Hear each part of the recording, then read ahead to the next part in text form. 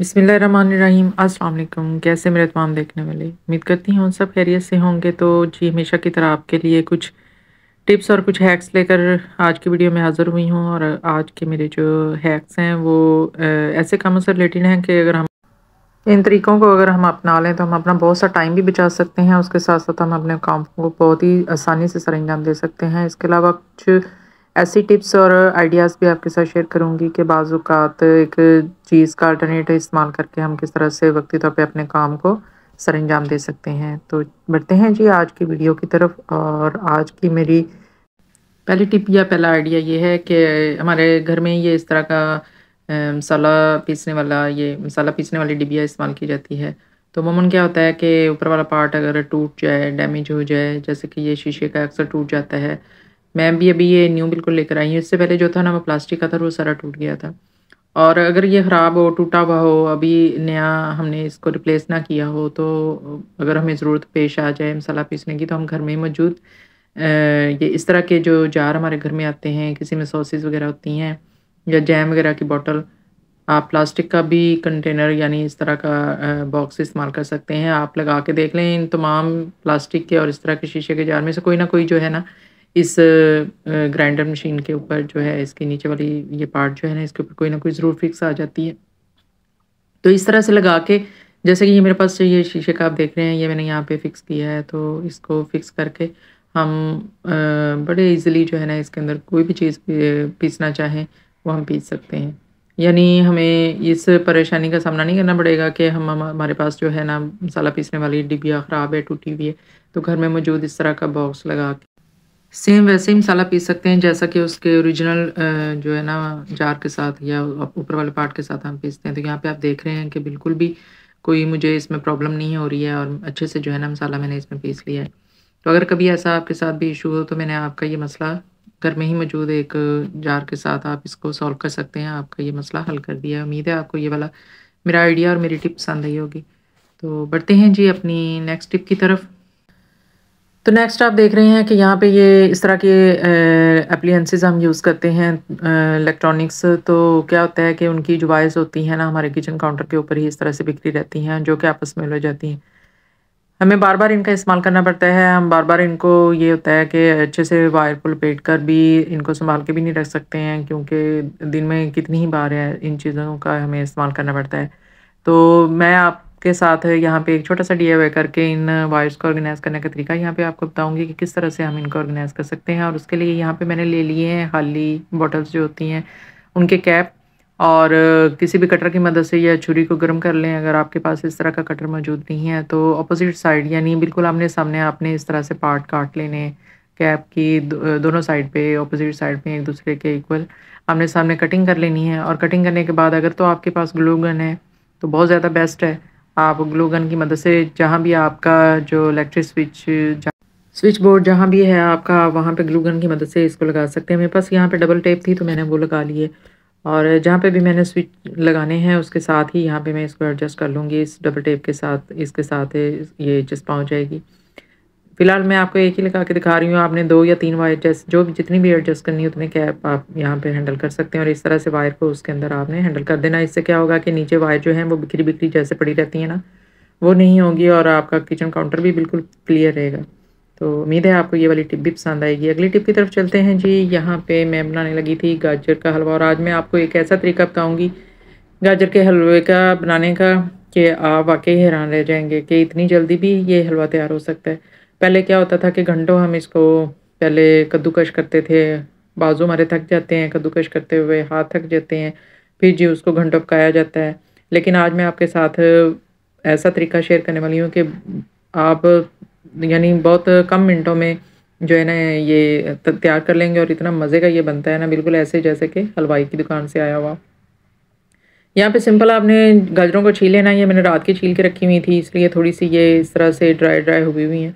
तो छील के छोटे-छोटे पीसेस में काट लिए हैं। बिल्कुल भी आपने इनको कद्दूकस नहीं करना है। सेम उसी तरह से अगर आपके पास कुकर मौजूद है, तो उसमें डालें। थोड़ा-सा आपने इसके अंदर पानी ऐड करना है। आप देख रहे हैं कि मैंने बिल्कुल थोड़ा-सा पानी इसमें ऐड किया है। साथ ही मैंने इसके अंदर जो है ना शुगर ऐड कर देनी है। क्योंकि चीनी भी अपना पानी छोड़ती है जब ये मेल्ट होती है, तो ये चीनी के पानी में ही ये बहुत अच्छे से गल जाएंगी। और मैंने इसको सिर्फ़ और सिर्फ जो है ना 15 मिनट प्रेशर लगाना है प्रेशर कुकर का। 15 मिनट के बाद इसको आपने उतार लेना है। गाजरें बहुत अच्छी से गल जाएंगी। अब यहाँ पे आप देखें कि कोई भी आप मैशर ले लें और उसके साथ अच्छे से जो है ना इसको मैश कर लेना है हमने। सेम यही प्रोसेस होता है हम कद्दूकश करके भी अगर जब ऊपर रखते हैं गाजरों को, तो ये होता है कि वो जल्दी गल जाएँ। बारीक करने का मकसद ये होता है। और जैसे हम यहाँ पे मैश करेंगे ना, सेम बिल्कुल वैसा ही टेक्सचर जो है ना गाजरों का बन जाएगा जो कश की हुई गाजरों का होता है। तो यहाँ तक जो है ना घंटों का काम वो मैंने आपके साथ मिनटों में आपको करके दिखा दिया है। ज़्यादा मुश्किल काम यही होता है कि पहले उनको कश करना होता है, फिर उन गाजरों को गलाने के लिए हमें काफ़ी देर तक जो है ना चूल्हे पे पकाना होता है। तो अगर आप कुकर में इस तरह से गाजरों को पूरी यानी साबुत गाजरों को ही डाल के तो बना लेंगे ना, तो बहुत जल्दी ये गल भी जाएँगी। और सिर्फ़ आपको 15 मिनट प्रेशर लगाना है और बाद में आपने इसको मैश कर लेना है। बाद में आपका जो भी तरीका है आप उस तरीके से अपने गाजर हलवे को रेडी कर सकते हैं। मैं यहाँ पे मैंने देसी घी ले लिया है और उसके अंदर थोड़ी-सी इलायची डाली है और मैश की हुई जो है गाजरें वो उसमें ऐड कर दी है। साथ ही मैंने दूसरे चूल्हे पे जो है वो नट्स जो हैं वो मैं उनको फ्राई कर लूँगी, मैं थोड़ा फ्राई करके डालूँगी। अच्छा, वीडियो बनाने के चक्कर में ना वो कुछ ज़्यादा ही फ्राई हो गए थे, थोड़े ना जलने वाली कंडीशन में चले गए थे। ख़ैर जी, वो मैंने ऐड करने हैं। साथ ही खोया मैं ऐड कर दूँगी। वो आपने अपनी रिक्वायरमेंट के मुताबिक जितने भी लवाज़मात आप उसमें डालेंगे जी, उतना ही वो मज़े का बनेगा। ख़ैर जी, मैंने आपको प्रोसेस बता दिया है कि अब आपको घंटों बैठ के कश करने की ज़रूरत नहीं है। आप इस तरीके से जल्दी-जल्दी जो है ना गाजर हलवा तैयार कर सकते हैं। और यहाँ पे जी ये बिल्कुल रेडी है खाने के लिए। उम्मीद है आपको ये वाला तरीका जो है पसंद आया होगा। मेरी बताई हुई तमाम टिप्स या आइडियाज़ में से कोई भी अगर आपको थोड़ा-सा भी अच्छा लगे तो मेरी वीडियो को लाइक शेयर कर ज़रूर कर दिया करें और इसके साथ साथ चैनल को भी ज़रूर सब्सक्राइब करते हुए आगे बढ़ा करें। तो बढ़ते हैं जी अपनी अगली नेक्स्ट लास्ट टिप की तरफ।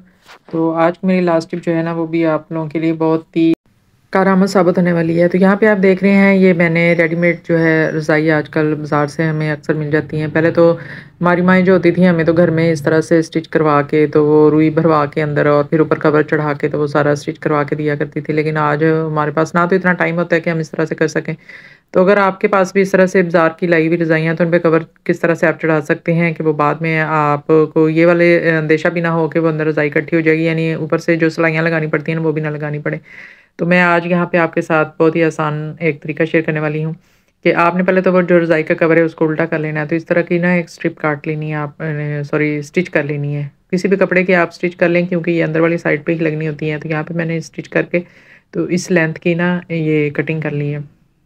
अब करना क्या है हमने कि ये जो भी कवर है ना रज़ाई का, उसके दोनों यानी पाँव वाली साइड भी और दूसरी साइड यानी 2 साइडों पे ना 3 जगहों पे हमने इसको एडजस्ट करना है। स्टिचिंग कर लेनी है। आप हाथ वाली सुई के साथ लगा लें या मशीन के साथ, वो आपकी अपनी मर्ज़ी। यानी 2 कॉर्नर पे लगानी है स्ट्रिप्स और 1 सेंटर में लगानी है और इसी तरह से जो है ना आगे वाली साइड पे दोनों इस तरह से लगानी है। अगर तो आपकी रज़ाई के साथ इस तरह से हुक्स लगी हुई हैं तो बहुत अच्छी बात है। अगर नहीं लगी हुई तो अगर आपने घर में भी बनाई है ना तो आप इस तरह से लाज़मी उसके ऊपर इस तरह से कपड़े की हुक बना के लगा लें। ये रेडीमेड जो है रज़ाई है तो इसकी ना सिर्फ़ कोनों पे लगी हुई है। तो एक-एक हुक में बना के ना इसके सेंटर में मैं लगा दूँगी ताकि सेंटर से भी रज़ाई जो है ना आपकी वो इकट्ठी ना हो। तो यहाँ पे अब मैंने ये सारी ये देख रहे हैं कि स्ट्रिप्स जो थी ये स्टिच कर ली हैं और अब मैं आपको बताऊँगी कि इन हुक्स के अंदर से ही निकाल के इन स्ट्रिप्स को आपने गिरे लगा के तो बाँध देना है। और इस तरह से क्या होगा कि जब आप कवर चढ़ाएँगे ना रज़ाई के ऊपर तो वो बिल्कुल भी इकट्ठा नहीं होगा और ऊपर आपको सिलाइयाँ लगाने की बिल्कुल ज़रूरत नहीं पेश आएगी कि आप कवर के ऊपर सिलाइयाँ लगाएँ। सिलाई लगाने का चलें ये वक़्ती तौर पे तो फ़ायदा हो जाता है कि वो रज़ाई इकट्ठी नहीं होती, लेकिन ये है कि एक तो बहुत मुश्किल काम है इस तरह से रज़ाई को स्टिच करना। दूसरा, जब भी कवर को धोना होता है फिर वो सारी सिलाइयाँ उधेड़नी पड़ती हैं। फिर उसको हम वॉश करके तो फिर दोबारा से ऊपर चढ़ाना होता है। तो सिंपल आपने इस तरह से डोरियाँ बाँध के तो उन रज़ाई को साथ ये इसके कवर के साथ फ़िक्स कर लेना है और बाद में इस तरह से फ़ोल्ड करते हुए आपने कवर को ऊपर चढ़ा देना है। यहाँ पे मैं बिल्कुल ये अकेली कर रही हूँ बगैर किसी की मदद से, यानी आपको किसी की मदद की हेल्प की ज़रूरत नहीं है। यहाँ पे कॉर्नर को पकड़ें और जी आपका कवर जो है ना ऊपर बिल्कुल रेडी हो जाएगा। यानी बड़ी आसानी के साथ आप रज़ाई के ऊपर कवर को अकेले ही फ़िक्स कर सकती हैं। और अब ये रज़ाई कहीं से भी जो है ना आगे पीछे नहीं होगी क्योंकि चारों कोनों से उसको मैंने डोरी के साथ बाँध दिया है। तो उम्मीद है कि आपको ये वाला तरीका जो है ना पसंद आया होगा। तो यही थी जी मेरी आज की वीडियो। उम्मीद करती हूँ आपको अच्छी लगी होगी। तो ज़रूर अपना फ़ीडबैक दीजिएगा। नेक्स्ट वीडियो में इंशाल्लाह मुलाकात होगी। तब तक अपना ढेर सारा ख्याल रखिएगा जी और दुआ में याद रखिएगा। अल्लाह हाफिज़।